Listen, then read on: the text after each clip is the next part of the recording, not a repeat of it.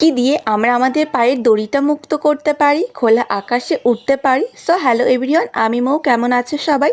একটা মেয়ে বাবার বাড়িতে যখন থাকে তখন সে কত স্বপ্ন দেখে, এমন একজনকে বিয়ে করবে যে তাকে সব সময় খুশি রাখবে, তার জন্য সবার সঙ্গে লড়াই করবে।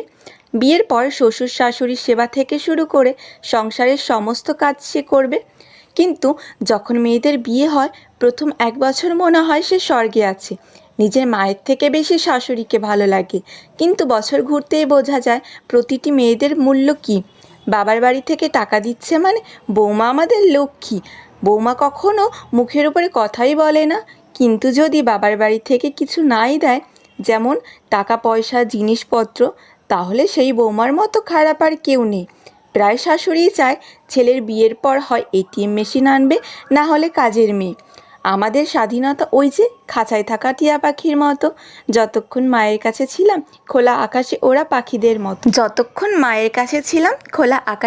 পাখিদের মতো, কিন্তু যেই শ্বশুর বাড়িতে যাওয়া হয় সেই খাঁচায় বন্দি টিয়া পাখিটার মতো, যে না কাউকে কিছু বলতে পারে, না বাবার বাড়ি চলে যেতে পারে। আমাদের কষ্টটা হলো মাটিতে কবর দেওয়া মানুষের মতো, না জীবিত হতে পারছি, না কাউকে কিছু বলতে পারছি। এমন অনেক মেয়েরাই আছে যারা শ্বশুর শাশুড়ি ভালো পেলেও স্বামীটা তার একদমই ভালো না, আবার স্বামী তার মনের মতো পেলেও শ্বশুর শাশুড়ি আর বলার মতো নয়।